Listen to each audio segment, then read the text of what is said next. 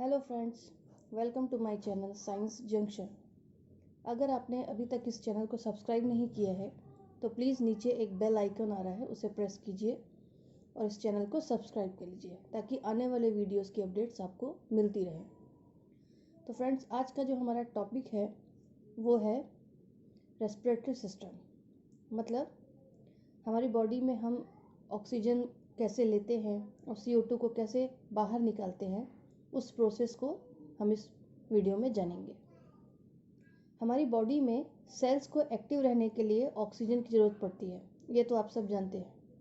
और ये जो ऑक्सीजन होती है वो हमको बाहर से लेनी होती है। हमें ब्रीथ करने के लिए ऑक्सीजन चाहिए। जब हम सांस लेते हैं तो हम ऑक्सीजन को अंदर लेते हैं और अंदर बनी हुई CO2 को बाहर निकालते हैं। तो इस प्रोसेस को ब्रीदिंग कहा जाता है, यानी सांस लेना। हमारी बॉडी में कई सिस्टम्स होते हैं जो कि हमारी बॉडी को फंक्शन करने में हेल्प करते हैं। उनमें से एक है रेस्पिरेटरी सिस्टम। आज हम इसी के बारे में जानेंगे। तो दोस्तों, हम स्टार्ट करते हैं। हमारी बॉडी में लंग्स एंड रेस्पिरेटरी सिस्टम के द्वारा ही हम ब्रीथ करते हैं, जिसमें ये हमारी बॉडी में ऑक्सीजन को पहुंचाते हैं और CO2 को बाहर निकालते हैं। हमारी बॉडी में ऑक्सीजन और CO2 के इसी एक्सचेंज को रेस्पिरेशन कहा जाता है, मतलब श्वसन कहा जाता है। तो इसके बाद आता है parts of respiratory system. Respiratory system में nose, mouth, throat, voice box, windpipe and lungs आते हैं। रेस्पिरेटरी सिस्टम में ऑक्सीजन हमारी बॉडी में नोज या मुंह के द्वारा अंदर इंटर करती है। हमारी नोज के अंदर छोटे छोटे हेयर्स होते हैं जिनको कि नोस्ट्रिल कहा जाता है। इनका काम ये होता है कि हमारे नाक में से जो अंदर एयर जाती है वो उस एयर को फिल्टर कर देते हैं। मतलब अगर उस एयर में कोई डस्ट पार्टिकल्स हैं तो वो उसको हमारे बॉडी में अंदर आने से रोक देगा। अब नाक से और मुंह से जो एयर पैसेज होता है वो नाक और मुंह के पीछे फेरिंग्स में जाके मिलते हैं। फेरिंग्स जो होता है वो डाइजेस्टिव सिस्टम का भी पार्ट है और रेस्पिरेटरी सिस्टम का भी पार्ट है, बिकॉज ये दोनों फूड एंड एयर को आगे बढ़ाने का मेन पैसेज है। मतलब इसी पैसेज से फूड भी हमारे बॉडी के अंदर जाता है और एयर भी हमारे अंदर जाती है। फेरिंग्स के बॉटम में ये जो पैसेज होता है वो दो रास्तों में डिवाइड हो जाता है। एक जो पैसेज होता है वो फूड के लिए होता है जो कि स्टमक में चला जाता है, और जो दूसरा पैसेज होता है वो एयर के लिए होता है और वो लंग्स से जाके अटैच होता है। जब हम फूड खाते हैं तब एक छोटी सी टिश्यू एक होती है, फ्लैप जैसी, कवर जैसी, जो कि उस टिश्यू को हम एपिग्लॉटिस कहते हैं।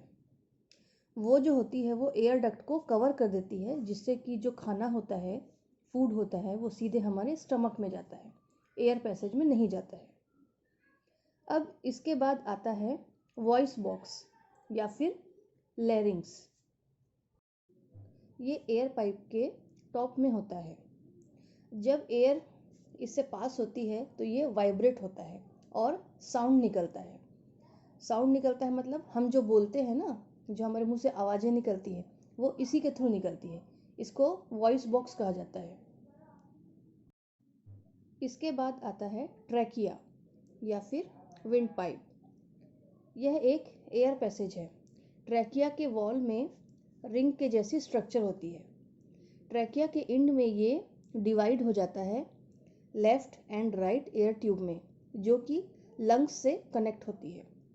इस ट्यूब को ब्रोंकाई कहा जाता है।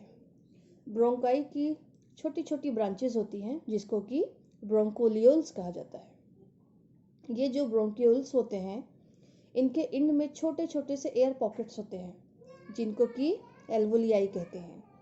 यही मेन जगह है जहाँ पर ऑक्सीजन और CO2 का एक्सचेंज होता है। तो अब ये इसके रेस्पिरेटरी सिस्टम के मेन पार्ट्स थे।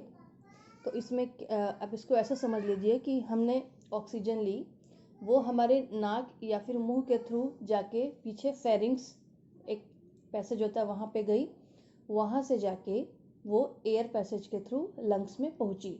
ठीक है, और लंग्स में छोटे छोटे ब्रोंक्यूल्स होते हैं और ब्रोंक्यूल्स के लास्ट में एक एयर पॉकेट्स होता है, वहाँ पे जाके वो जाता है। ठीक है, वहीं से वो ऑक्सीजन और CO2 का एक्सचेंज करता है। अब इसके बाद हम समझते हैं कि ये जो लंग्स और रेस्पिरेटरी सिस्टम है वो वर्क कैसे करता है।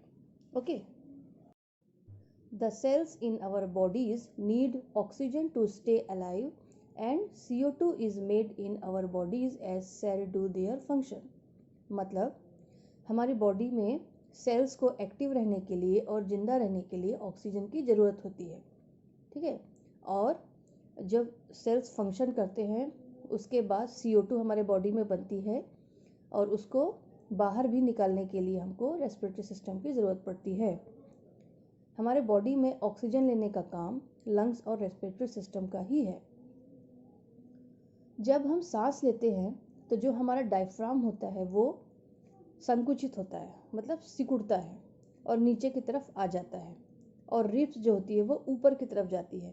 इससे क्या होता है कि हमारा जो चेस्ट कैविटी होती है वो थोड़ी सी बड़ी हो जाती है और उसमें हम जो नोज़ और माउथ के द्वारा जो एयर लेते हैं वो उसके अंदर भर जाती है। तो ये कैसे होता है, जब हम सांस लेते हैं। ठीक है, और उसके बाद हम सांस छोड़ते हैं तब जो डायफ्राम होता है वो फिर से ऊपर की तरफ आ जाता है और जो रिब्स और चेस्ट की मसल्स होती है वो रिलैक्स हो जाती है और चेस्ट कैविटी जो होती है वो छोटी सी हो जाती है और उसमें जो CO2 रहती है वो फिर से हमारी नोज़ के थ्रू बाहर निकल जाती है। इसके बाद एयर लंग्स के जो एल्वोलियाई में एयर पहुंचती है।